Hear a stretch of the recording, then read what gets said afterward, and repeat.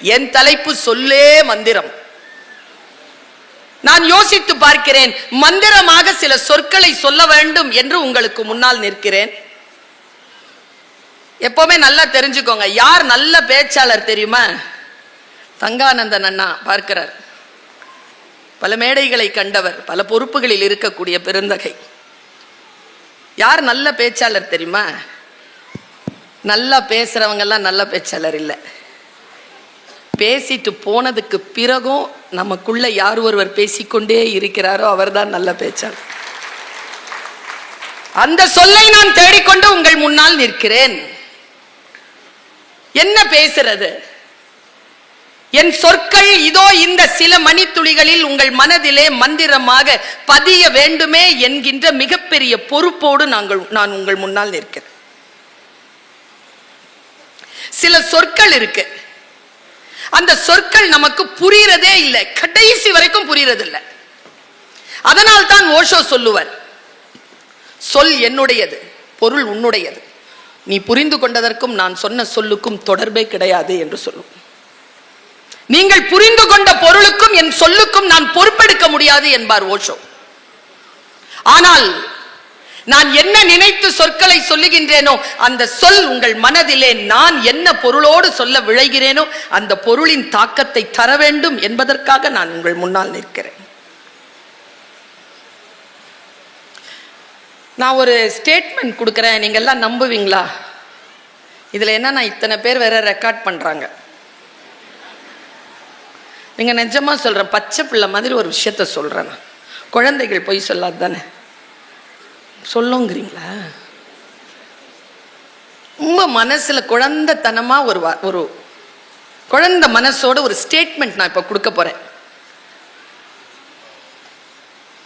நான் ரொம்ப நல்ல பொண்ணு, சத்தியமா நான் ரொம்ப நல்ல பிள்ளை. ஏன் இதை சொல்றேன் தெரியுமா? படுத்த உடனே தூங்கிடுவேன். எனக்கு இதை பார்த்துக்கிட்டு இருக்கணும், மருந்து சாப்பிடணுன்ற அவசியமே கிடையாது. படுத்தா தூங்கிடுவேன். 7 மணி நேரம் இப்போ படுத்தாலும் தூங்கிடுவேன். நல்ல பிள்ளை தானே? மனசுல எந்த பாரமோ எதுவுமே இல்லை, தூங்கிடுவேன். இந்த நல்ல பிள்ளைக்கு ஒரு 2 வாரத்துக்கு முன்னால ஒரு அனுபவம். நான் அமெரிக்கா போயிட்டு வந்தேன். போன மாதம் 28ஆம் தேதி தான் வந்தேன். 15 நாள் அங்கே இருந்தேன்.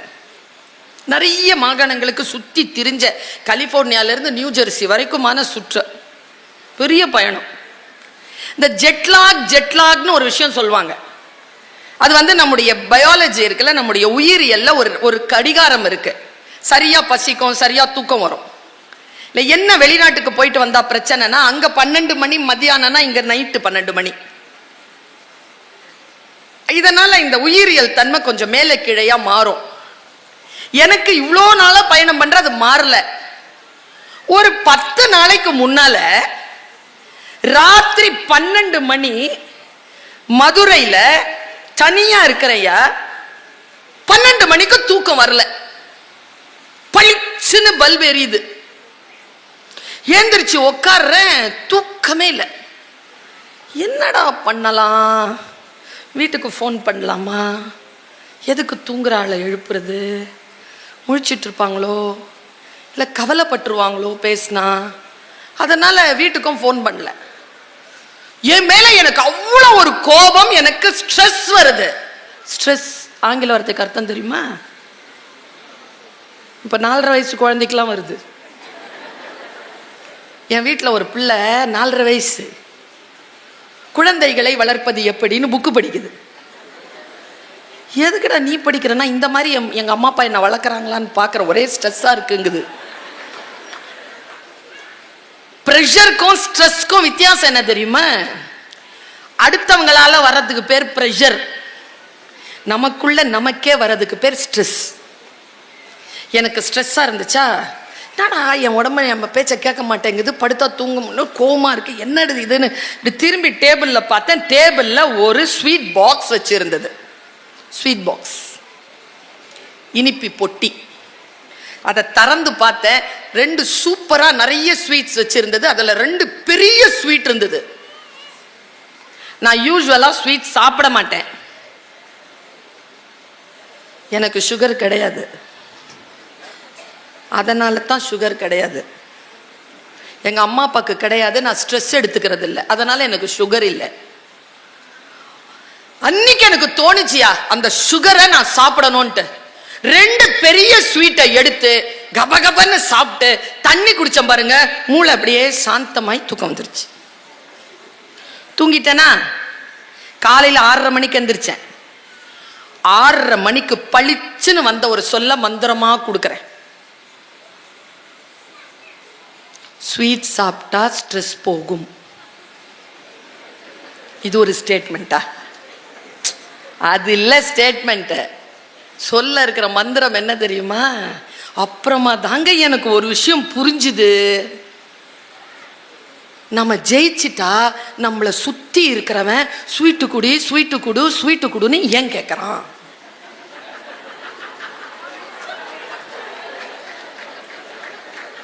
புரிஞ்சிருச்சா? அனுபவிச்சிருக்கீங்களா? அவனுக்கு சொல்லட்டுமா? ஒருதலை ராகம் படத்துல எங்க ஐயா டி ராஜேந்தர் சொல்வார், சுபத்ரா, நான் பேசுவது யாருக்கு புரிகிறதோ இல்லையோ உனக்கு கூடவா புரியவில்லை? அந்த மாதிரி சொல்ற. ஜெயிச்சிட்டா கூட இருக்கிறவனுக்கு ஸ்வீட் கொடு, மந்திர சொல்.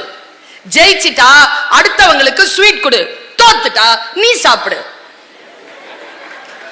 வாழ்க்கையில யாரு ஸ்வீட் சாப்பிடுறாங்கன்றது முக்கியம் இல்லை சுபத்ரா, ஸ்ட்ரெஸ் இல்லாமல் வாழ்கிறோமா அதுதான் முக்கியம் என்பதனை புரிந்து கொள்ளுங்கள். ஒரு விஷயம் புரிஞ்சிருச்சா எனக்கு? ஒன்றும் இல்லை.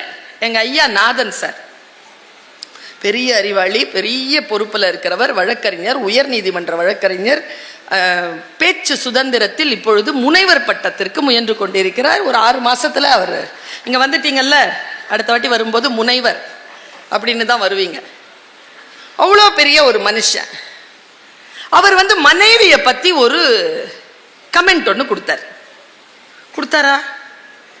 நாங்க சண்டை போடுறோம், பிரச்சனை பண்றோம். உங்களுக்கு தெரியுமாயா, இந்த மார்ச் 8ஆம் தேதி வேற வருது. உங்களுக்கு ஏதாவது சொல்லிட்டு போனோன்னு எனக்கு தோணுது. ஒன்றும் இல்லை, எனக்கு தெரிஞ்சு நம்ம நாட்டில் இருக்கிற பொம்பளைங்களுடைய நிலைமைய சொல்றேன். ஒரு பெருசா கவுன் போட்டுக்கிட்டாருன்னா பொம்பளைங்க மாதிரி ஆர்கியூ பண்றோம். நாங்களாவது ஆர்கியூ பண்றோம், நீங்க ஜட்ஜ்மெண்ட்ல கொடுக்குறீங்க. நாங்க பரவாயில்லங்கிற. நானு நம்ம ஊர்ல ஒரு லேடி 40 வருஷம் ஒரே ஆணோட குடும்பம் நடத்தி இருக்கு. நம்ம அம்மா மாதிரி. நம்ம வீட்டுல எல்லாம் அப்படிதானே. அந்த லேடி கிட்ட போய் இந்த மாதிரி யாரோ ஒருத்தர் 40 வருஷமா ஒரே மனிதரோட குடும்பம் நடத்துறீங்களே, உங்க குடும்பத்துல உங்க கணவர் அவ்வளோ நல்லவரா, அவரை பத்தி ஏதாவது சொல்லுங்கன்னு கேட்டுச்சா? இந்த அம்மா சொல்லுச்சு ஒரு பதில். நான் மொழியாசிரியை, 300 பக்கத்துல கூட மொழிபெயர்க்க முடியாத ஒரு சொல் மந்திரத்தை அது சொன்னது. 40 வருஷமா குடும்பம் நடத்துறியே, உங்க வீட்டுக்காரரை பத்தி சொல்லுங்கம்மான்னு சொன்ன உடனே அந்த அம்மா சொன்ன பதில்,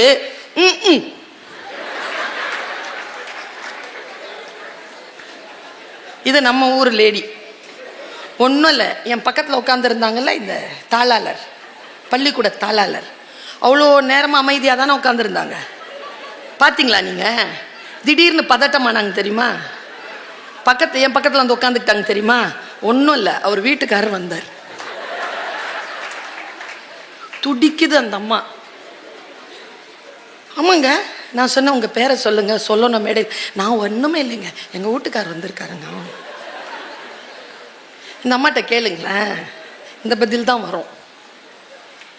வெளிநாட்டில் வர பெண்கள் இருக்காங்களே, இதுதான் ஐயா வழக்கறிஞர் ஐயா பேசியதற்கான உண்மையான பொருளை நாம் புரிந்து கொள்ள வேண்டும் என்பதற்காக நான் சொல்லுகிறேன். நான் சொல்லுகின்ற இந்த மந்திர சொல் இங்கே இருக்கக்கூடிய ஆண்கள் பெண்கள் எல்லோருக்கும் பொதுவான ஒரு குடும்ப ரகசிய சொல்லை சொல்கிறேன்.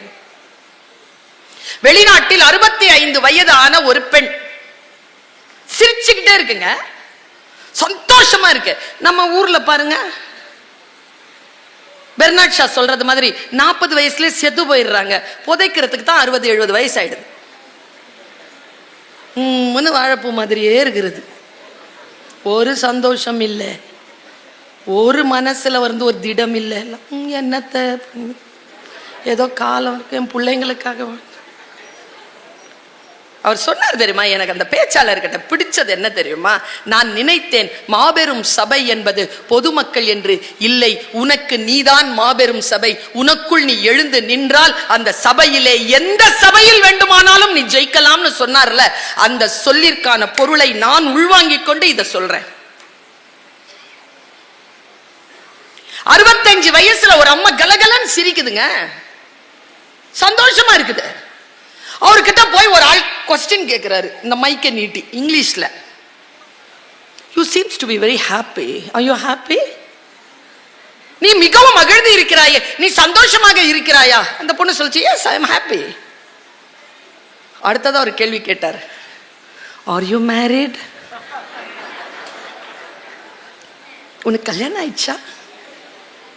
நீங்கெல்லாம் சொல்வீங்க இல்லைன்னு. அந்த அம்மா சொன்ன பதில், எஸ் ஐ எம் மேரிட்.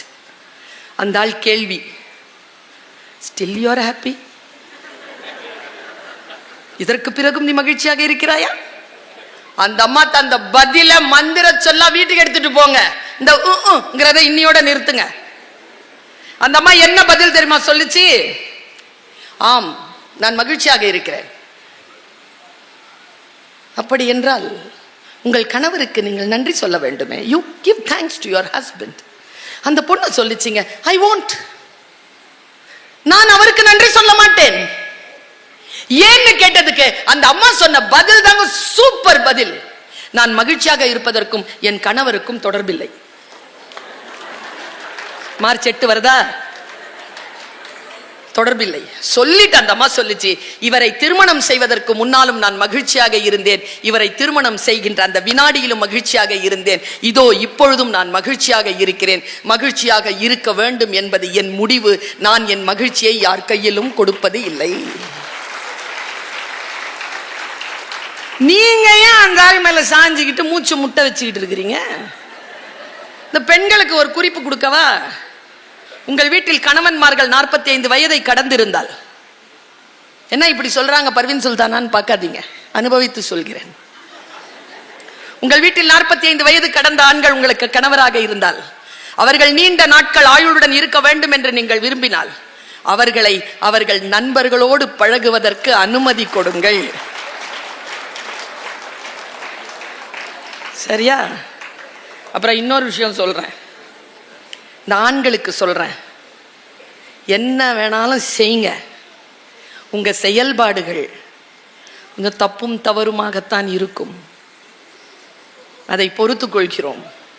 ஒன்று சொல்கிறேன், எப்பொழுது அது பாவம், எப்பொழுது அது குற்றம் என்று தெரிகிறதோ அப்பொழுதே அதை நிறுத்தி கொண்டு வீட்டிற்கு திரும்புங்கள். மந்திர சொல். குடும்பம் வாழ வேண்டும் என்று சொன்னால் நாம் எப்படி இருக்க வேண்டும், ஒரு பெண் ஒரு ஆண் எப்படி இருக்க வேண்டும் என்பதற்காக நான் இந்த தகவலை உங்களுக்கு சொன்னேன். இங்க பாருங்க, ஐயாவுக்கு நான் மாபெரும் சபைதனில் புத்தகத்தை ஒரு நாள் கொடுத்தேன். இந்த 2-3 நாட்களுக்கு முன்னால் கொடுத்தேன். ஐயா இதை படிச்சிருங்க ஐயா, பிரமாதமா இருக்கு. நான் படித்தேன். உதயச்சந்திரன் என்கின்ற ஒரு மா மனிதர், நாம் வாழும் காலத்தில் வாழ்கின்ற ஒரு அறிவு ஜீவி. அவரை நாம் வாசிக்க வேண்டும் என்று சொன்னால், அவரை நாம் புரிந்து கொள்ள வேண்டும் என்று சொன்னால், அவருடைய எழுத்துக்களை, அவருடைய பேச்சுக்களை நாம் பின்தொடர வேண்டும். உங்களுக்கு ஏதேனும் ஒரு புத்தகத்தை அறிமுகம் செய்யுங்கள் என்று சொன்னால், நான் இப்பொழுதுதான் 2 நாட்களுக்கு முன்னால் நெடுநேரம் என்று பெருமாள் முருகன் அவர்கள் எழுதிய ஒரு புத்தகத்தை எனக்கு திருவள்ளூர் புத்தக கண்காட்சியில் பரிசாக தந்தார்கள். அதை நான் படித்து முடித்தேன். இதோ இந்த மாபெரும் சபைதனில் புத்தகத்தை படித்து முடித்தேன். 1 வாரம் தான் நான் படித்து நிறைவு செய்தேன். இது ஐயாவுக்கு கொடுத்தால் 4 பேருக்கு போய் இன்னும் சேரும் என்பதற்காக ஐயாவிடம் அதை கொடுத்தேன். அதில் 2 செய்திகளை மட்டும் நான் சொல்கிறேன். என் மனதை ஆழமா, நான் ஒரு மொழி ஆசிரியர், நாம் எல்லோரும் நினைக்கிறோம் சாதாரணமாகத்தானே பேசுகிறோம் என்று கிடையாது. அந்த சொற்கள் முன்னால் இருக்கின்ற மனிதர்களிடத்தில் மிகப்பெரிய தாக்கத்தை ஏற்படுத்துகிறது. நீங்கள் சாதாரணமாகத்தான் சொல்லுவீர்கள். ஆனால் அந்த சொல் முன்னால் இருக்கின்றவருடைய மனநிலையை பொறுத்து அது அம்பாக குத்துகிறது, அல்லது கத்தியாக வெட்டுகிறது, அல்லது தென்றலாக கடந்து போகிறது. முன்னால் இருக்கின்ற மனிதர்களை நீங்கள் அனுமானிக்கவே முடியாது. அதனால் உங்கள் சொல்லிலே நீங்கள் கவனம் வையுங்கள். ரொம்ப அழகா அவர் வதந்தி பத்தி பேசினார், ஜூலியஸ் சீசர் பத்தி பேசினார். அவன் பிடில் வாசிக்கவே இல்லை. 2000 ஆண்டு காலமாக அவனை வதந்திகளால் கொன்று கொண்டிருக்கிறோம் என்கின்ற செய்தியை அவர் சொன்னார். இந்த விஷயத்தை உதயச்சந்திரன் ஒரு மிகப்பெரிய அறிஞனுடைய வாக்கு மூலமாக மாபெரும் சபைதனில் என்கின்ற புத்தகத்தில் பதிவு செய்கிறார். அதை நான் உங்களுக்கு கடத்துகிறேன். அவர் சொல்றார், வதந்திகள் அப்பா ஒரு சொல்ல யாராவது சொல், அவளை பத்தி தெரியுமா? என்ன சொல்லு, சரியில்லை. ஆமாப்பா எனக்கும் தெரியும், சரியில்லை. ஜெனரலைஸ் பண்றது இருக்குல்ல, டோன்ட் ஜெனரலைஸ், பி ஸ்பெசிபிக். பொதுவாக ஒரு குற்றச்சாட்டை முன்னால் வைப்பது. பாருங்க, அவர் சொல்கிறார், வதந்திகள் அறிவாளிகளின் காதுகளை எட்டும் பொழுது கவனம். வதந்திகள் அறிவாளிகளின் காதுகளை எட்டும் பொழுது அவை மரணித்து விடுகின்றன. பொறாமைக்காரர்களால் வதந்தி உருவாக்கப்பட்டு முட்டாள்களால் பரப்பப்பட்டு மிகவும் அறிவு கெட்ட மூடர்களால் அங்கீகரிக்கப்படுகிறது. என்ன சொல்? நான் ஒரு சின்ன வயசுல இருந்து கத்திக்கிட்டு இருக்கிறேன். பெண்களை பற்றியோ குழந்தைகளை பற்றியோ இளைஞர்களை பற்றியோ தவறான கருத்துக்கள் ஏதேனும் வந்தால் நீங்கள் அதை ஃபார்வர்ட் செய்யாதீர்கள், டிலீட் செய்யுங்கள் என்று சொல்வேன். அதை மரணிக்க வைப்பதுதான் நாம் செய்யக்கூடிய அறச்செயல் என்று உதயச்சந்திரன் தன்னுடைய புத்தகத்தில் பதிவு செய்கிறார். மொழி பத்தி அவர் ஒரு விஷயத்தை சொன்னார், அதை சொல்லிட்டு நான் என் பேச்சுக்குள் நுழைகிறேன். எனக்கு ஒரு 5 மொழி தெரியும். நான் சரளமா பேசுவேன். ஹிந்தி, உருது, அரபி, ஆங்கிலம், தமிழ். யாமறிந்த மொழிகளிலே தமிழ் மொழி போல் இனிதாவது எங்கும் காணோம் என்பது என் வாழ்க்கை. மொழி இருக்குல்ல, இன்றைய இந்த குழந்தைகள் வந்து இருக்கிறீங்கல்லப்பா, எனக்கு முதல்ல உங்களை நான் பாராட்டுறேம்மா.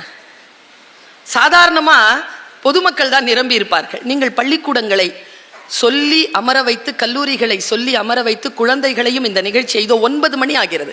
பிள்ளைகள் அப்படி நாற்றங்காலில் நடப்பட்ட நாற்று போல அப்படி உட்கார்ந்து கேட்டுட்டு இருக்காங்க என் பிள்ளைகள்.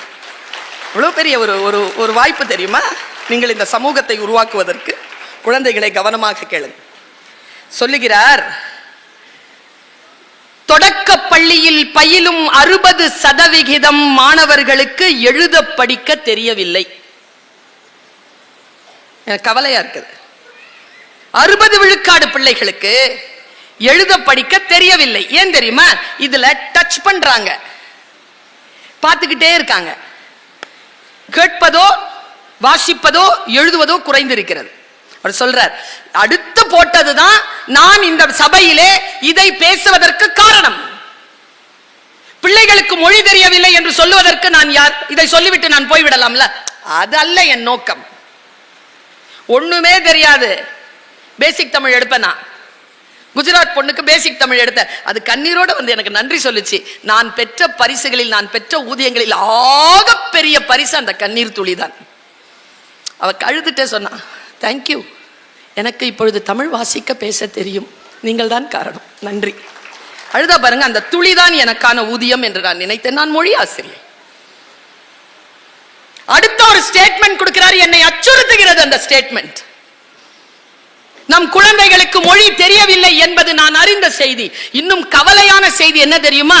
நேச்சுரல் லாங்குவேஜ் ப்ராசஸிங் என்கின்ற இயற்கை மொழியியல் ஆய்வு முறை, இயற்கை மொழியியல் ஆய்வு முறை இதை உறுதிப்படுத்துகிறது. என்னன்னா, இதன் மூலம் கணினிகள் உலக மொழிகளை வேகமாக கற்கின்றன.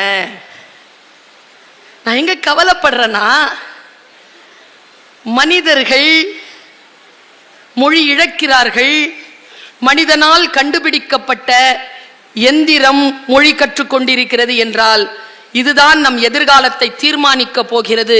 இதோ மந்திர சொல்லை சொல்கிறேன். மனிதன் தான் பிறந்ததனால் கிடைத்த அந்த சிந்தனை அறிவுதான் மொழி. அதை மழுங்கடித்து விட்டு அது யாருக்கோ தாரை வார்த்து கொடுப்பது இந்த வருங்காலத்திற்கு நன்மை விளைவிக்காது. நாம் கவனமாக இருக்க வேண்டும். நீங்க நினைக்கிறீங்களா புத்தக கண்காட்சியினுடைய நோக்கம் என்ன தெரியுமா? உதாரணத்துக்கு சொல்றேன், சரவணனுக்கு தான் தெரியும், மாவட்ட ஆட்சியருக்கு தெரியும். எங்களை மாதிரியான பேச்சாளர்களை டெய்லி 3 பேரை கூப்பிட்டு உங்களுக்கு பேச வைக்கிறதுனா எவ்வளவு செலவாகும்.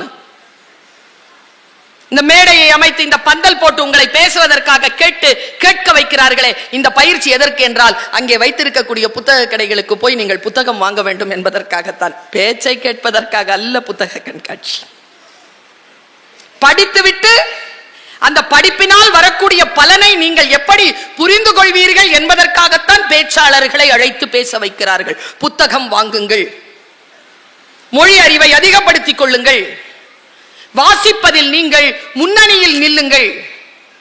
குழந்தைகள் எதை படிக்கிறார்கள் ஒண்ணும் இல்லைங்க, ஒரு வாரத்துக்கு முன்னாலேங்க 6 வயசு குழந்தையா என்கிட்ட ஓடி வந்து சொல்லுது, பர்வீன் சுல்தானா, ஆமா நான் உங்க ஃபேன். 6 வயசுனா நான் ஒரு பேச்சாளரா பெருமைப்படுறதா, ஒரு தாயா ஒரு ஆசிரியரா கவலைப்படுறதான்னு தெரியல. அது கையில மொபைல் இருக்கு, அது என்ன மட்டுமா பார்க்கும்? அது என்னென்ன பார்க்குதோ. ஆனா என்ன தெரியுமா, அந்த குழந்தை கையில் அது இருப்பது பெரிய விஷயம் இல்லை, அதை நாம் கண்காணிக்கிறோமா? அந்த குழந்தை சரியான நிலையில் சென்று கொண்டிருக்கிறது என்கின்ற கண்காணிப்பு நமக்கு இருக்கிறதா? குழந்தைகள் வளர்ப்பு என்பது ஒருபோதும் அந்த குழந்தைகளை கண்டிப்பதோ தண்டிப்பதோ இல்லை. நான் சொல்லித் தருகிறேன், ஒரு குழந்தை உங்கள் வீட்டில் இருக்கிறது என்றால் அந்த குழந்தையை நீங்கள் கண்காணியுங்கள். கண்காணிப்பு மட்டும்தான் பிள்ளையை உட்பட வைக்குமே தவிர உங்கள் கண்டிப்போ உங்கள் தண்டிப்போ கிடையாது. இங்க பாருங்க, நான் ஒரு 3 செய்திகளை உங்களுக்கு கொண்டு வந்திருக்கிறேன். இந்த புத்தக கண்காட்சியில் நீங்கள் மறந்து விடவே கூடாது என்பதற்காக நான் சொல்லுகின்ற இந்த செய்தி எல்லாம் ஒவ்வொரு பொருண்மையில் அடங்கி இருக்கக்கூடிய வீரியம் மிகுந்த விதைகள். அதுல ஒன்னு புரிஞ்சிருச்சுனாலும் போதும். நான் இப்படி தொடங்குகிறேன், அந்த கருத்தை இப்படி தொடங்குறேன். நம்ம எல்லாருக்கும் உயிர் இருக்கு இல்லைங்க, நம்ம எல்லாரும் உயிரோட தானே இருக்கோம். இவ்வளவு சந்தோஷமான விஷயம் தெரியுமா? சிரிக்கலாம்ல, எவ்வளவு பெரிய விஷயங்க அது.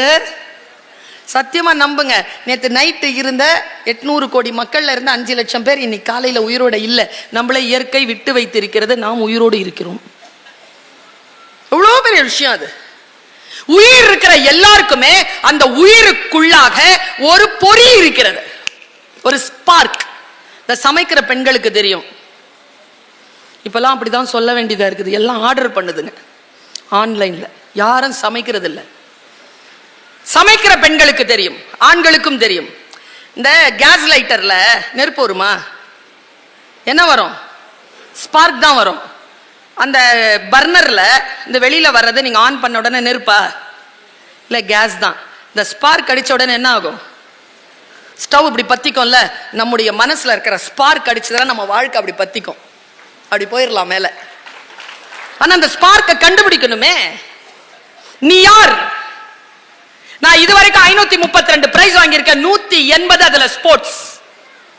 கபடி சூப்பரா ஆடுவேன் நான். அது ஆடுறதுக்கு ஒரு கணக்கு இருக்குது. இந்த ஆண்களின் மீது எனக்கு எப்பொழுதும் அவர்கள் சுதந்திரத்தின் மீது எனக்கு கவனம். நம்மள மட்டும் பாண்டி ஆட விட்டுட்டு, இந்த பாண்டி ஆடுறதுல ஒரு இலக்கணம் இருக்கு, அதுக்கு பேர் நொண்டி. பொம்பளைங்க தான் ஆடுவாங்க. அதை நொண்டி அடிச்சாலும் ரூலு, கோட்டை தாண்டக்கூடாது, கோட்டை தொடக்கூடாது, தொடாம தாண்டணும். நொண்டி அடிச்சாலும் தாண்டக்கூடாது, கண்ணை மூடினாலும் கோட்டை தொற்றப்படாது. ரைட்டா ரைட்டா ரைட்டா, வாழ்க்கை முழுக்க அதுல இருந்து விடுபட்டது கபடி. கோட்டை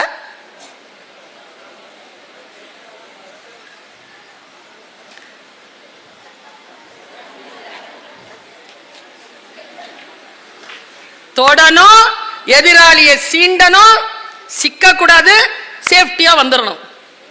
ஆண்களே, ஏன் உங்களுக்கு இவ்வளவு பாரபட்சம்? எங்களை மட்டும் பாண்டியாட வைத்துவிட்டு நீங்கள் கபடி ஆடுகிறீர்கள். நாங்களும் வந்து விட்டோம் கபடி ஆடுவதற்கு.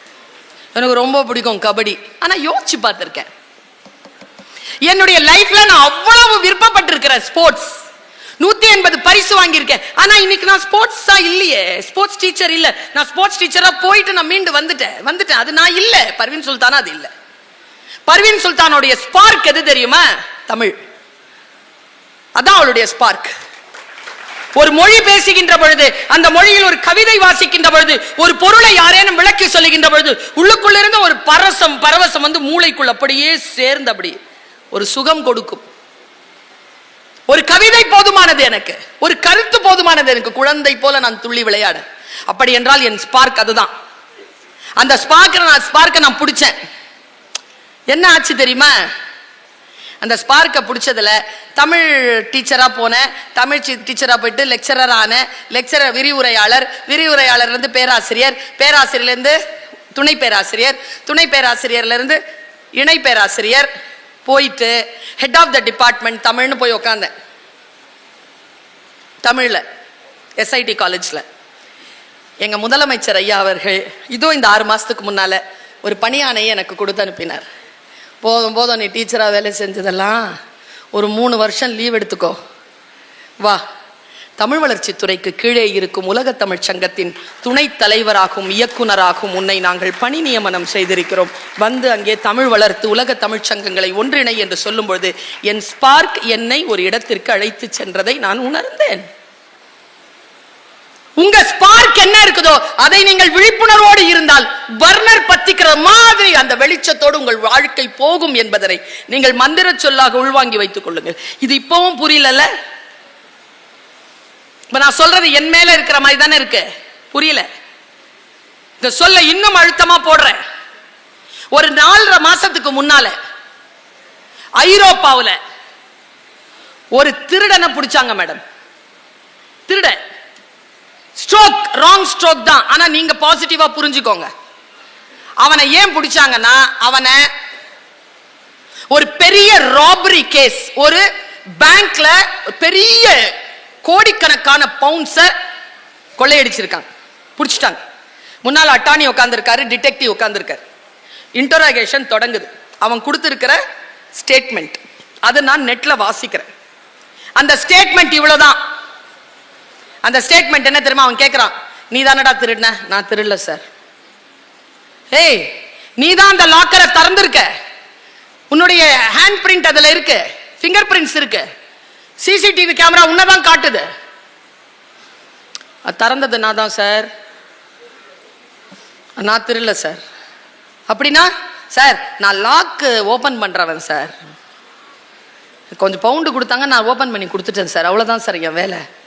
என்னடா அதை பத்தி சொல்லுடான்னு சொன்ன உடனே அவன் சொல்றாங்க அந்த ஸ்டேட்மெண்ட். அந்த ஸ்டேட்மெண்ட் பதிவாகுது. நான் அதை சொல்றேன், உங்களுக்கு என்ன புரியுதுன்னு பாருங்க. அவன் சொல்றான், நான் வந்து ஒரு பிசிக்ஸ் படிக்கிற ஒரு மாணவனா இருந்தேன். எனக்கு கணக்கு ரொம்ப பிடிக்கும். வேலை சரியா இல்லை, இந்த மாதிரியான புதிர்கள் ஏதேனும் இருந்தால் அதை நான் சரி செய்வேன். அப்படி வந்துட்டு தான் இந்த லாக் திறக்கிறதுல வந்து சிக்கிக்கிட்டேன். நான் சூப்பரா லாக் திறப்பேன்றது என் ஃப்ரெண்ட்ஸுக்கெல்லாம் தெரியும். என்னை கூப்பிட்டு ஒரு 500 பவுண்டு கொடுத்து இங்க ஒரு லாக் திறக்கணும் வரியான்னு கேட்டாங்க. நான் போனேன். அங்க போனா அவங்க என்ன தெரியுமா சார் செய்வாங்க? மொத்தம் 3 நிமிஷம் தான் டைம் இருக்கும், 180 செகண்ட். அதுல எனக்கு 60 செகண்ட் கொடுப்பாங்க.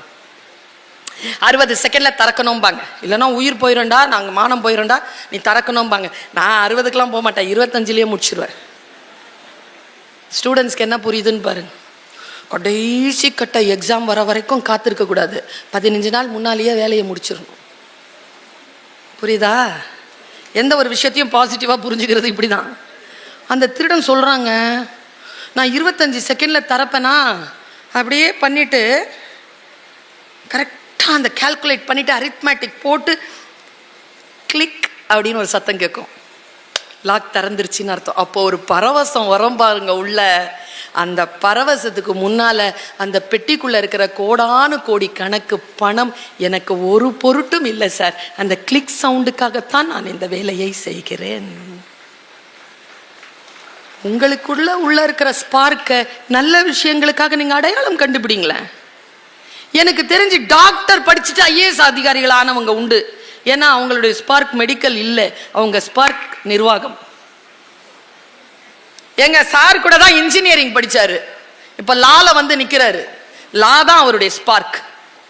எனக்கு தெரிஞ்சு அவருடைய ஜாதி அவருடைய மதம் என்னன்னு கேட்டா லா தான். அவர் மதமே லா தான் சொல்வார். அவரு சட்டம் தான் என் மதம், சட்டம் தான் என் ஜாதி, சட்டம் தான் என் அடையாளம் சொல்வார். That is his spark. என்னுடைய ஸ்பார்க்ங்கிறது தமிழ், தமிழ் மொழி, அது என்னுடைய ஸ்பார்க். நீங்க எதுவுமே கொடுக்க வேண்டாங்க. உங்ககிட்ட நான் பேசுறேன்ல, இதோ என்னை பார்த்து கொண்டிருக்கிறீர்கள்ல, இதை விட பெருமதியானது வேறு எதுவுமே கிடையாது. நான் சொல்லுவது உங்களுக்கு புரிகிறது, உங்கள் புரிவது போல் என் மொழி இருக்கிறது. இந்த மொழியை நான் சொல்லிக்கொண்டே இருக்கிறேன். இதோ இப்பொழுது இறந்தாலும் டைரக்டா சொர்க்கம் தான்.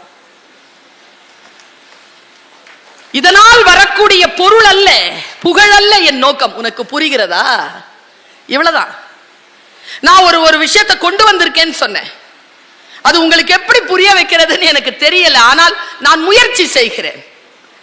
இந்த சொல்லை எடுத்துக்கொண்டு செல்வதற்கு உங்கள் மனங்களில் இருக்கக்கூடிய ஏதேனும் ஒரு பூட்டு இந்த ஒரு சாவியினால், இந்த மந்திர சாவியினால் திறந்து விடுமோ என்கின்ற ஒரு பேராசையில் இதை நான் சொல்கிறேன். நான் என் வாழ்க்கையை தொடங்குகின்ற அந்த காலகட்டத்தில் ஞான ராஜசேகரன் IAS என்கின்ற மாமனிதரை சந்தித்தேன். தொலைபேசியில் அழைத்து அவர் என்னை தன்னுடைய அலுவலகத்திற்கு வர சொன்னார். அப்பொழுது வடபழனியில் இருந்தது அந்த அலுவலகம். SRM ஃபில்ம் டெக்னாலஜி என்ற ஒன்று ஆரம்பித்த தருணம். அவர் சொன்னார், ஃபில்ம் டெக்னாலஜிக்கு பிள்ளைகளை நாங்கள் தயார் செய்கிறோம், அந்த ஒரு பட்ட படிப்பை 4 ஆண்டுகள் அளிக்கிறோம், நீங்கள் எங்களுடன் இணைந்து அதற்கு உதவி செய்ய வேண்டும். கதை சொல்லுதலும் காட்சிப்படுத்தலும் என்கின்ற தமிழ் பாடத்தை நாங்கள் வைக்க விரும்புகிறோம், அதற்கான பாடத்திட்டத்தை நீங்கள் வகுத்து தர வேண்டும், அந்த பாடத்தை நீங்கள் எடுக்க வேண்டும் என்று என்னிடத்தில் கேட்டுக்கொண்டு 7 ஆண்டுகள் நான் அங்கே பணிபுரிந்தேன் விசிட்டிங் ப்ரொஃபஸராக. அப்பொழுது எனக்கு நேர்ந்த ஒரு அனுபவத்தை, அந்த சொல்லில் இருக்கக்கூடிய ஏதோ ஒன்று எனக்கு, மந்திரம் அப்படிதாங்க, அப்படித்தான் வேலை செய்யும் மந்திரம், அது வேலை செய்யும். ஏனென்றால் கருத்து, நான் எப்பவுமே சொல்றேன், கீழே கிடந்தா கயிறுங்க, கருத்தேற்றினால் தாலி, கருத்தேற்றினால் கங்கணம். கருத்தேத்தனும்ல, வெறும் சோறு தான், கருத்தேத்தினா பிரசாதம். வெறும் பேச்சு தான், கருத்தேத்தினா சத்சங்கம். வெறும் கட்டடம் தான், கருத்தேத்தினா கோவில். வெறும் பயணம் தான், கருத்து ஏற்றினால் புனித பயணம். கருத்து ஏற்கனவே சொல்தான், அதில் கருத்து ஏறினால் அது மந்திரம். நான் என் சொல்லை கருத்து ஏற்றி இதோ மந்திரமாக தருகிறேன், புரிந்து கொள்ளுங்கள். ஒரு சிறிய ஒரு பாடத்தை நாங்கள் 2 பேரும் கலந்தாலோசித்து இதை வைக்கலாம் அம்மா என்று சொன்னார். நான் வீட்டில் படிச்சுட்டு வரேன் சார், எனக்கு சரின்னு சொல்லிச்சுன்னா நான் எடுத்துக்கிறேன் சார், அதை நான் என்னுடைய சிலபஸ்ல சேர்த்துக்க, படிங்கன்னு சொன்னேன். அந்த சின்ன அந்த புத்தகத்தின் பெயர் ரோஜா அத்தர். அதை எழுதியவர் ஹைதராபாத்தை சார்ந்த ஒரு தெலுங்கு எழுத்தாளர். அதை தமிழிலே மொழிபெயர்த்து, மொழிபெயர்ப்புக்காக சாகித்ய அகாடமி அந்த புத்தகத்தை பிரிண்ட் பண்ணியிருக்கு. நீங்க இந்த கடைகள்ல மொழிபெயர்ப்பு நூல்கள், சாகித்ய அகாடமி போன்ற நூல்கள், ஓஷோவனுடைய நூல்கள், எஸ் ராமகிருஷ்ணன் வந்தார்ல அவருடைய நூல்கள், அழகிய பெரியவனுடைய நூல்கள், இமயத்தினுடைய நூல்கள், இந்த நூல்களை ஜெயமோகனுடைய நூல்கள் இருக்கும். நான் கேட்டு வாங்கி கொண்டேன். என்னிடத்தில் கேட்பார்கள், புத்தக திருவிழாக்கு போன உங்களுக்கு எந்த புத்தகம் வேணும் மேடம்னு. எனக்கு அவர்களை நிரம்ப பிடிக்கும். சரவணா, நான் பேசுவது யாருக்கு புரிகிறதோ இல்லையோ, உனக்கு கூடவா புரியவில்லை? கொற்றவை என்னிடத்தில் உண்டு. அந்த புத்தகத்தை எடுத்து வாசித்தேன். என் மனதிலே எங்க அப்பா சொல்வார், எது உன் மனதை பாதிக்கிறதோ அதை மட்டும் மக்களிடத்தில் சொல். ஒன்னும் ஒரு பரவசம் வரும் பாருங்க, அந்த பரவசத்தை சொல்லிட்டேன்னா எனக்கு பணம், புகழ், செல்வாக்கு எல்லாம் வாய்க்கும். என் வாழ்வின் ரகசியம் அது. என்னை எது பரவசப்படுத்தியதோ அதை நான் மக்களுக்கு கடத்துகிறேன். என்னை பரவசப்படுத்திய, என்னில் ஏதோ ஒன்றை திறந்து விட்ட, என் மனக்கண்களின் வெளிச்சத்தை பாய்ச்சிய ஒரு சம்பவத்தை நான் சொல்லுகிறேன். ரோஜா அத்தர். ஒரு மிகப்பெரிய ரோஜா அத்தர் லெகசி கொண்ட, பாரம்பரிய புகழ் கொண்ட ஒரு வியாபாரி தன்னுடைய ரோஜா அத்தரை கையில் எடுத்துக்கொண்டு ஒரு மிகப்பெரிய ரசிகனை தேடி வருகிறான். அந்த ரசிகன் எங்கே இருக்கிறான் என்றால், நல்லா தெரிஞ்சுக்கோங்க, எப்போ தெரியுமா? இந்த வீட்டில் ஆண்கள் இருக்கிறீங்களே, என்ன மேடம் வாய்க்கு ருசியா எதுவுமே கிடைக்க மாட்டேங்குது மேடம், எதுவுமே சமைக்க மாட்டேங்கிறா மேடம், சாப்பிட்டு நல்லா இருக்குன்னு சொன்னாதானே அடுத்த நாளே சமைக்க தோணும். உம்முன்னு சாப்பிட்டா சரி, என்னதான் சாப்பிட விருப்பம்னு கேட்டா அது சொல்லிட்டு போய் தொலையலாம்ல. உங்களுக்கு தெரியுமா, சமைக்கிறதை விட கஷ்டம் என்ன சமைக்கிறதுன்னு யோசிக்கிறதுங்கிறது எந்த ஆம்பளைக்காவது தெரியுமா? என்னதான் பிடிக்கும் சொல்லி தொலைஞ்சிட்டு போங்களேன், நாங்க சமைச்சுதான் வைக்கிறோமே. அதுவும் பக்கத்து வீட்டுல இருந்து வாங்கி வச்சா மட்டும் ஐயோ சூப்பரா இருக்குது இன்னைக்கு என்னன்னு சொல்லி வேற வெறுப்பேத்துறது. ரசிகன் இருக்கின்ற இடத்தில் கலைஞனுக்கு வேலை இருந்து கொண்டே இருக்கும். அவனுக்கு பணம்லாம் முக்கியம் இல்லை, பலே அப்படிங்கிற ஒரு சொல், கண்களில் வெளிச்சத்தோடு உட்கார்ந்து காத்திருக்கிறீர்கள் இல்லை, உங்களை பார்த்தாலே போதும் பேச்சு தானா வரும். நான் ரொம்ப பாதிக்கப்பட்டது கொரோனால, மக்களே இல்லை, ஆனா ஆன்லைன்ல பேசுவோம், நம்ம மூஞ்சியை நாமளே பார்த்து பேசுவோம். அப்படி கூட பேசினேன் நான். இப்ப பாருங்க, எனக்கு மக்கள் கிடைத்திருக்கிறீர்கள், மக்கள் கண்களில் வெளிச்சம் இருக்கிறது.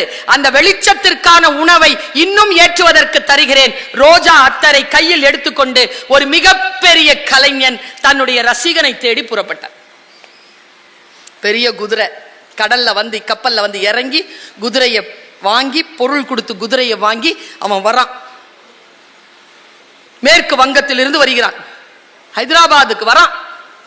பெரிய குதிரையே அவனே அந்த 6 அடி 3 அங்குலம், அவனுக்கு மேல ஒரு டர்பன், ஆஜானு பாகுவான ஈரானி. அப்படி வரான், தேடி வந்து இறங்கிட்டான். 1 மாச பயணத்துல வந்து லேண்ட் ஆயிட்டான் ஹைதராபாத்க்கு. ஹைதராபாத் அவன் நினைச்ச மாதிரி இல்லை. அவன் நிசாமை சந்திக்கணும்ன்றான், நிசாமை சந்திக்க முடியாதுங்கிறாங்க. யாரையாவது காட்டுப்பா, அவங்கள மூலமா நான் நிசாமை பார்க்கிறேன், என் ரசிகனை நான் சந்திக்கணும். அவர் அத்தரை ரொம்ப குறிப்பு சொல்றேன் உங்களுக்கு. இந்த உலகத்திலே விலை மதிப்பற்றது எதுன்னு கேட்டீங்கன்னா ரொம்ப விலையானது வைரம் நினைக்கிறீங்களா? கிடையாது. வைரத்தை விட விலை மதிப்புள்ளது ஃப்ரேக்ரன்ஸ், அந்த வாசனை திரவியம். ஒரு அவுன்ஸ் அவ்வளவு விலை, ₹1,00,000 மேல போகும், இவ்வளவுதான் இருக்கும்.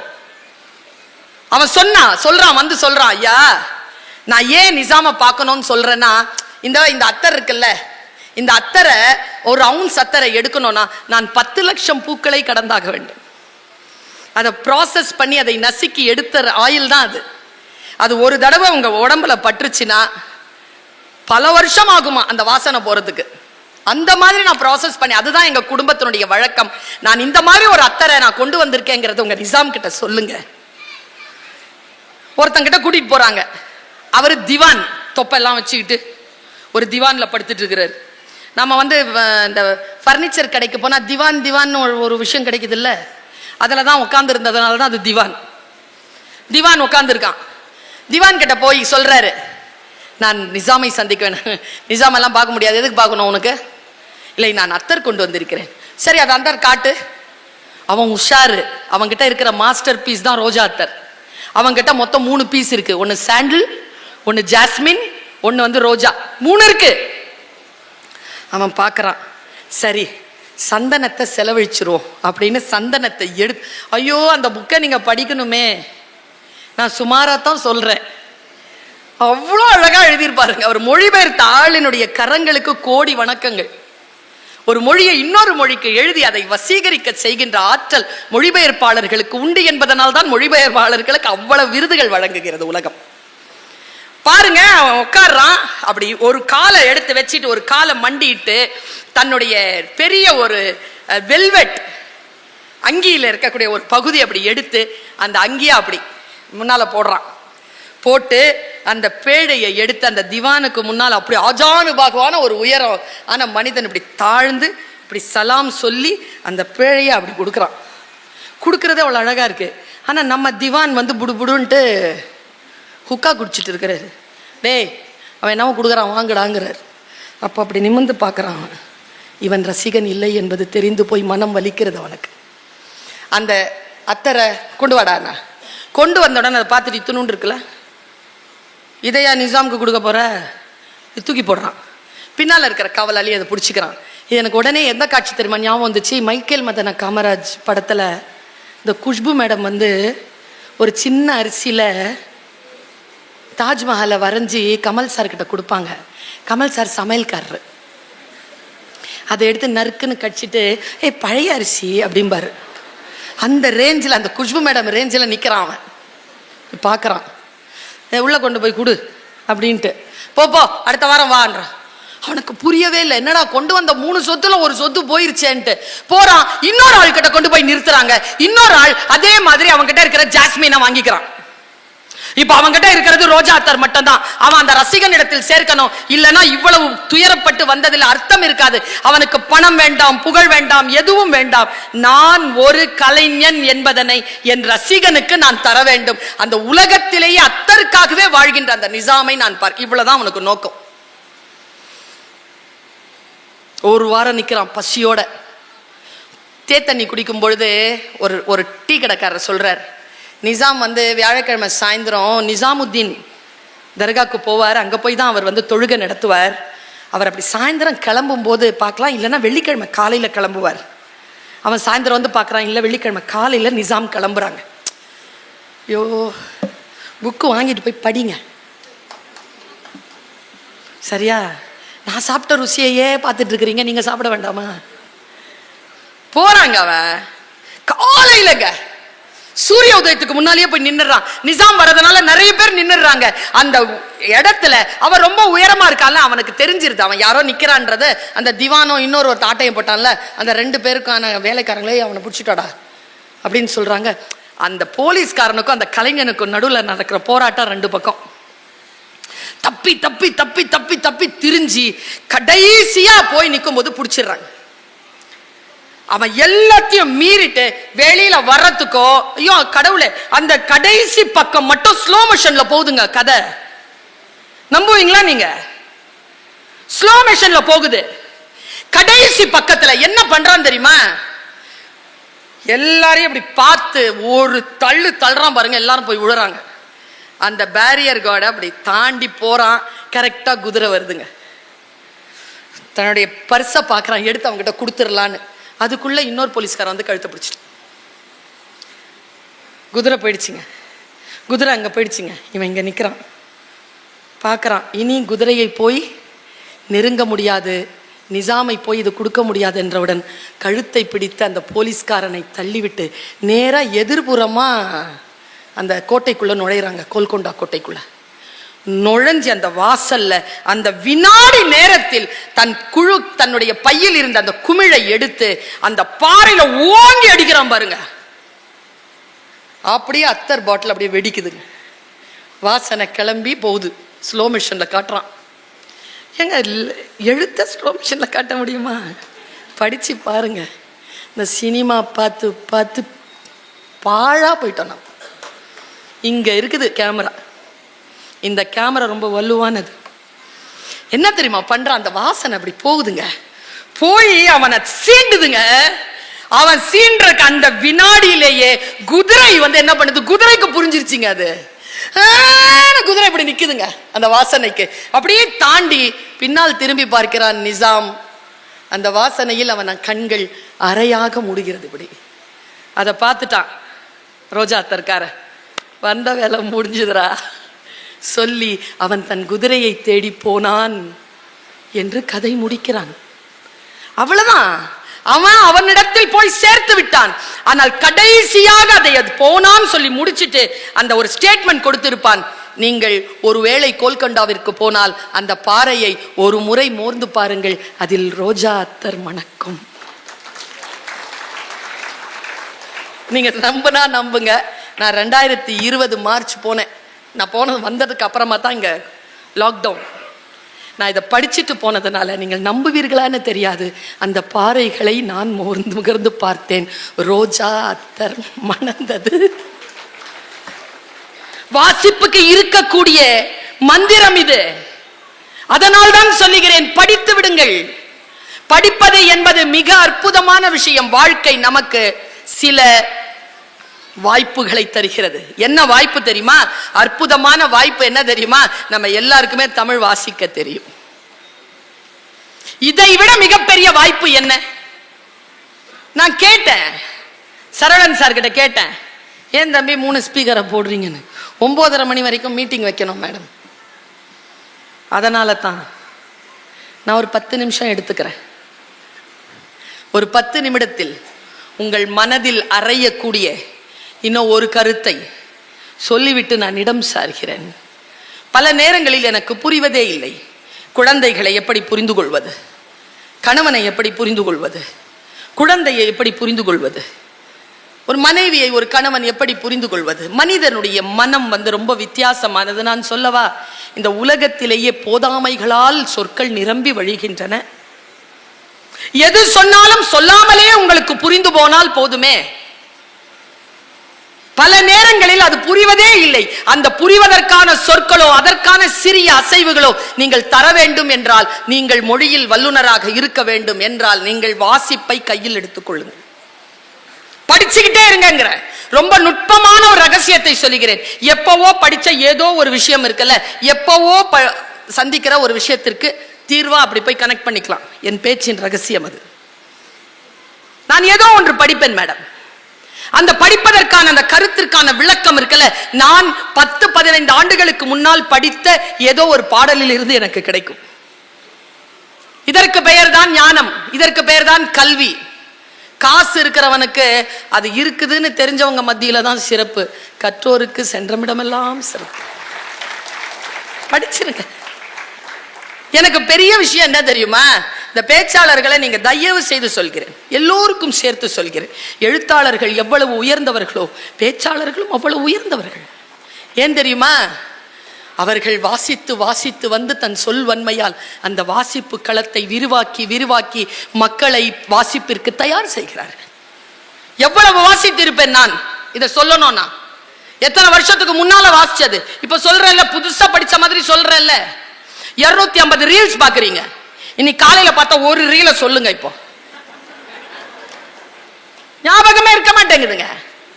படித்தால் நினைவில் நிற்கும். ஏன் தெரியுமா? இந்த கேமரா மிக மிக வலிமையானது. படித்தால் ஒருபோதும் மறக்காது. மறக்கிற மாதிரி தெரியும், ஆனா மறக்காது. அதனால் தான் சொல்லுகிறேன், இதை நான் படித்தேன். இது மார்ச் 8ஆம் தேதிக்கு என்னுடைய டிப்ஸ். முக்கியமா பெண்களுக்கு இல்லை, ஆண்களுக்கு. பல நேரங்கள்ல மேடம், விமென்ஸ் டேயை தயவு செஞ்சு பொம்பளைங்களை வச்சு கொண்டாடாதீங்க, ஆம்பளைங்களையும் கூப்பிடுங்க. ஏன்னா அவங்க கிட்ட சொல்றதுக்கு தான் அவ்வளவு விஷயம் இருக்கு. ரொம்ப சுலபமான விஷயம் என்ன தெரியுமா? ஒரு பெண் ஜெயிக்கிறதுக்கும் ஒரு ஆண் ஜெயிக்கிறதுக்கும் நடுவுல இந்த 2 பேரும் ஜெயிக்கிறதுக்கு ஒரு 40-50 வருஷம் இருந்தா போதும். நான் அவங்க ஐயா உட்காந்துருக்காருல, அவர் ஜெயிக்கிறதுக்கு ஒரு 40 வருஷம் போதும். ஆனா இந்த அம்மா மேடையில் உட்காரத்துக்கும் நான் மேடையில் பேசுறதுக்கும் பின்னால 1000 வருஷம் இருக்கு. மாவட்ட ஆட்சியரா அவங்க உட்காரத்துக்கு பின்னால 1000 வருஷம் போராட்டம் இருக்கு. உட்கார்ந்துட முடியுமா? பெண்களுக்கு கிடைச்சிருமா? இல்ல. பெண்களுக்கான விட மாட்டாங்க. அந்த போராட்டம் இல்லை. அம்பேத்கரை பேசினாரு, அவர் ஒரு விஷயத்த சூப்பரா சொல்ற, எனக்கு ரொம்ப பிடிக்கும் அம்பேத்கரை. நீ வசதி எல்லாம் எனக்கு சலுகை எல்லாம் கொடுக்காத, அதிகாரத்தை கொடு. அதிகாரத்தை கொடுத்தனா நான் எனக்கான உரிமையை எடுத்துக்கிறேன், நீ என்ன சலுகையை கொடுக்கிற? இதான் அம்பேத்கர். தந்தை பெரியார் யார் தெரியுமா? எல்லோரையும் பார்த்து நான் எல்லோரையும் விட உயர்ந்தவன் யாராவது சொன்னா, என்னை விட யாரும் உயர்ந்தவன் இல்லை என்று சொல்லுவது அல்ல சுயமரியாதை. நான் யாரையும் விட உயர்ந்தவன் இல்லை என்று எப்பொழுது ஒருவன் நினைக்கிறானோ அவன் சுயமரியாதைக்காரனாக இருக்கிறான்.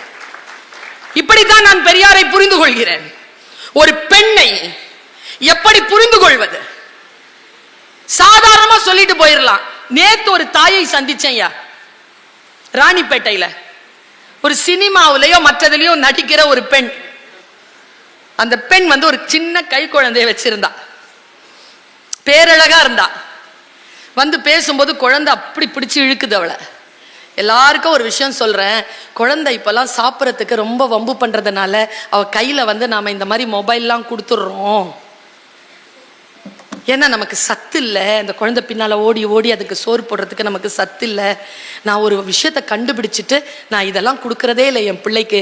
நானே அந்த குழந்தைக்கு அது எவ்வளோ ஓடி திரிந்தாலும் சோறு ஊட்டுகிறேன், அந்த ரகசியத்தை சொல்கிறேன்னு சொன்னான். சொல்லுமான்னு பார்த்துட்டே இருந்தேன். அவ என்ன சொன்னா தெரியுமா? குழந்தைங்கள்லாம் முதல்ல சாப்பிடட்டும், அது தூங்குனதுக்கு அப்புறமா நாம சாப்பிடலான்னு நினைச்சிங்கன்னா முடியாது. நீங்க சாப்பிட்டு தெம்பாயிட்டு பிள்ளைய வளர்த்தீங்கன்னா நல்லா அழகா வளர்க்குறான்னு அந்த அம்மா சொல்லுது. நான் நல்லா சாப்பிட்டுட்டு தெம்பா இருந்துட்டு என் பிள்ளையை நான் அது எவ்வளவு ஓடி திரிஞ்சாலும் ஓடி திரிட்டோம், அதன் பின்னால் ஓடி நான் என்னுடைய வலியை நான் அனுபவிக்காமலேயே அந்த குழந்தையை வளர்க்கிறேன்னா ஒரு வெளிச்சம் திறந்துச்சா? உங்களை நீங்கள முதல்ல பார்த்துக்கோங்க. இங்க இருக்கிற ஆண்களுக்கெல்லாம் சொல்றேன், விருந்துல உட்காடுறீங்கன்னு வச்சுக்கோங்க, ஒழுங்கா பரிமாறணும்னு சொன்னா முதல்ல குழந்தைங்களுக்கும் பெண்களுக்கும் சாப்பாடு போட்டுடுங்க. அதுங்க சாப்பிட்டுட்டு அந்த குழந்தைகள் எல்லாம் ஒரு வழிபடுத்தினு உங்களை நல்லா பராமரிச்சு ரொம்ப நல்லா பண்ணுவோம். நாங்க பசியோட எண்ணத்தை பார்க்கறது வயிற்றுச்சலாக தான் பரிமாறும். ஒரு விஷயத்தை புரிந்து கொள்வது என்பது போல் ஒரு மகிழ்ச்சி வேறு கிடையாது. அதுல வேற சொல்லி வச்சிருப்பாங்க. நான் ஒரிசா மாநிலத்துக்கு போயிருந்தேன். அங்க இருக்கிற பூஜாரிகள் இருக்காங்கல்ல, அந்த புவனேஸ்வர் கோவில்ல இருக்கிற பூஜாரி என்கிட்ட தனிப்பட்ட முறையில் சொன்ன ரகசியம், சாமி கிட்ட போறதுக்கு முன்னால வயிறார நாங்க சாப்பிட்டு தான் பூஜைக்கு உள்ள நுழைவோம். விரதம் வச்சுக்கலாம் நுழைறது இல்லை. ஏன்னா நிறைய கைங்கரியங்களை பண்ண வேண்டியதாக இருக்கிறது, நிறைய சடங்குகள் இருக்கின்ற பொழுது எங்கள் உடல் வாடிவிடக் கூடாது என்பதற்காக இறைவனை வணங்கி முதலில் நாங்கள் வயிறார சாப்பிட்டு விட்டு பிறகுதான் கருவறைக்குள் நுழைகிறோம்னு அவர் சொன்னார். இது சாதாரண விஷயம்தான். விழுமியம்ங்கிற பேர்ல நம்மளை போட்டு அழுத்தி வச்சிருக்காங்கல்ல. இப்போ மாநிலங்களவை உறுப்பினராக தேர்ந்தெடுக்கப்பட்ட சல்மா அற்புதமான எழுத்தாளர். அவருடைய ஒரு கதையை நான் ஒரு மேகசின்ல படிக்கிறேன். எனக்கு தெரியல அவ என்ன சொல்ல வந்தான்னு தெரியல, ஆனா ஏதோ ஒண்ணு புரியுது. அது எனக்கு புரியறத என்னால சொல்ல முடியல. அதனால உங்களுக்கு அந்த கதையை அப்படியே கடத்துறேன். நீங்க என்ன புரிஞ்சுக்கிறீங்களோ புரிஞ்சுக்கோங்க. ஏன்னா பல நேரங்கள்ல நான் புரிஞ்சுக்கிட்டதா உங்களுக்கு புரிய வைக்கிறது இருக்குல்ல, அது சிரமம். சில நேரங்களில் அது என்னுடைய தட்பவெட்ப நிலைக்கு சரியாக இருக்கும், உங்களுக்கு சரியாக இருக்காது. பாருங்க, ஒரு பொண்ணு, ஒரு 3-4 நிமிடங்களில் பேச்சை நிறைவு செய்கிறேன். ஒரு பொண்ணு, அந்த கதைக்கு பெயர் இரவு. இரவு. ஒரு பொண்ணு, கல்யாணமான பொண்ணு, கையில ஒரு 8 மாச குழந்தை தூங்குது. காட்சி நல்லா கவனமா கேளுங்க, அப்பதான் புரியும். ஆனா ஒன்னு சொல்றேன், இதை கேட்டதுக்கு அப்புறமா சபை ஆழ்ந்த மௌனத்திற்குள் போகும். கைத்தட்டல் எதுவும் கிடைக்காது. ரொம்ப யோசிச்சுட்டு பயந்து போய் இந்த எல்லையை கடந்து வீடு போய் சேர்றதுக்குள்ள பயந்து போக போறீங்க. ஆனால் அது ஒரு மருந்து என்பதனால் நான் அந்த இரவை உங்களுக்கு தருகிறேன். அந்த பெண், அம்மா எவ்வளவு சப்பாத்தி போடணும்? உனக்கு 2, எனக்கு 2, 4 போடு. வாசல்ல இருந்து குரல் கேட்கிறது. மாமியாரின் குரலை கேட்டு பயந்து நடுங்குகிறாள். ஏம்மா, அவர் வரமாட்டாரா? ஆமா, அவன் ஊருக்கு போயிருக்கான், வரத்துக்கு 4-5 நாள் ஆகும். நீ 4 சப்பாத்தி போடு போதும். என்கிட்ட சொல்லவே இல்லையே, அவர் வரலன்னு சொல்லவே இல்லையேன்னு அழுதுகிட்டு ஓடி வரா. ஐயே, இந்த பைத்தியத்தை என் பிள்ளைக்கு கட்டி வச்சு நான் படுற பாடு அப்படின்ட்டு திட்டுறா. அந்த இரவு அவ சப்பாத்தி போடுறா. அவ சாப்பிடல, 2 மட்டும் போட்டுட்டு போய் உள்ள போய் உட்காந்துக்கிறான். அவளுக்கு எப்பவுமே கணவன் இல்லாத நேரத்தில் அந்த அறைக்குள் யாரோ ஒருவர் வருகிறார்கள். ஆனா அதுக்கு உடல் இல்லை, அது ஏதோ ஒரு அமானுஷ்யமா வருது, அவளை சின்ன பின்னப்படுத்துது.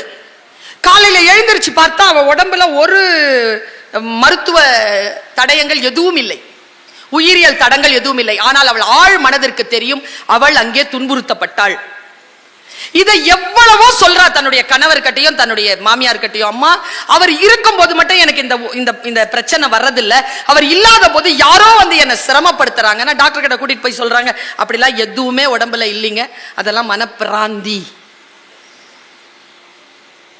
அவள் துடிக்கிறா, துள்றா. எவ்வளவோ அவன் புருஷன் இருக்கான்ல, அவன் என்ன நினைக்கிறான், ஓ தான் இவளுக்கு வேண்டும் என்று சொல்லிதான் இவள் நடிக்கிறாள்.